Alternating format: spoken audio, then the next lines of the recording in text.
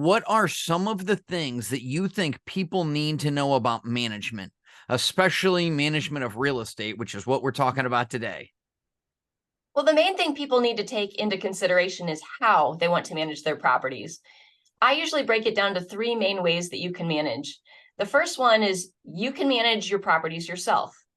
This pretty much means you are doing everything. You do the purchasing, the advertising, the showings, the rehab, the maintenance, everything. You are every part of that business. For those that like a lot of control, they might like that method. However, there are also a lot of negatives that come along with that. One of which is it's very difficult to get time off if your business is totally dependent on you doing everything. And that can make it feel like it's more of a job than an investment.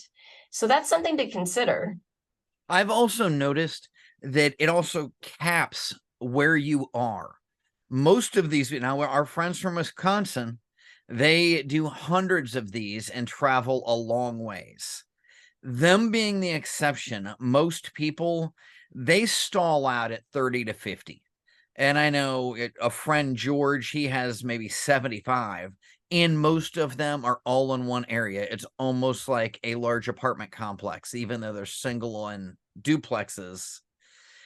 You have to keep them closer together because you're doing most of the work.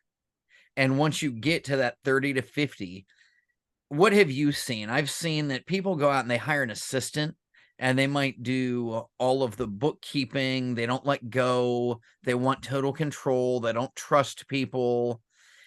And I see that holds them back. How can hiring a professional manager?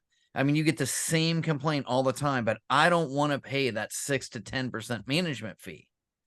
How can it help us? Why should these people, especially the ones just getting started, hire a manager? Or do you think a lot of people believe, oh, well, I'll manage them on my own until I get about 10 and it becomes too much work, and then I'll hire a manager?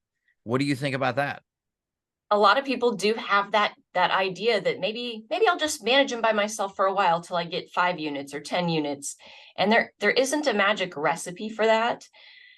As you grow, as you get more investments, it does become harder and harder. So what a lot of people will do if they want to continue managing their own, they go to the what I would call the second stage or the second way to manage your property. And that is you manage part of it, but then you take the things you don't like to do and you hire those out. So for example, if you don't want to do showings, you might hire somebody to do showings for you or answer the phone or do maintenance.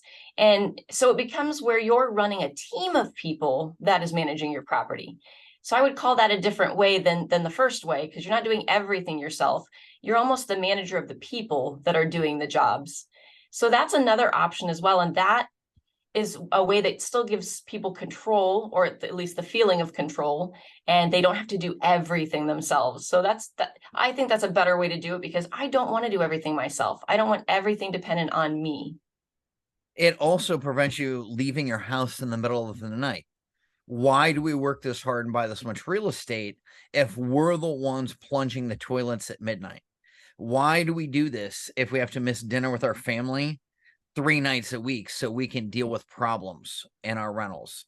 That's not a business. That's just a job. And that's not what we set out to do. Some people, they like that better than the alternative. Now, what are some of the downfalls of managing your own? How how do you do screening? Can we talk about that a little bit? What systems do you own? What do you do to track all of this stuff? And is it realistic for somebody that has their first 5 properties to know everything they need to know about equal opportunity and discrimination and management and all of the different things they have to do in contracting, as well as bookkeeping and collections? How does that fit into somebody that owns 1 to 10 properties?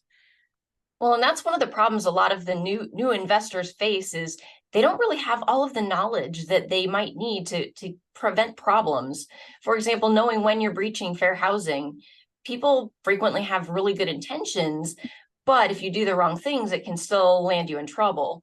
And it's nice if you've got someone with some education that is actually handling that for you. Now, there's different ways. Obviously, if you're just getting started and you want to manage your own, you can get your education joining your local real estate investor group, which there's one pretty much everywhere in the US. And that's a great way to get some education to get started.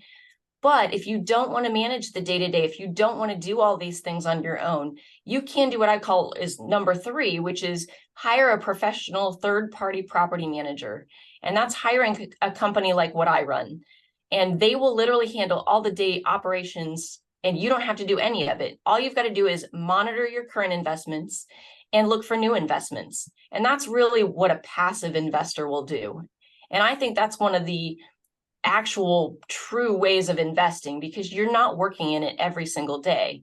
You're just truly investing.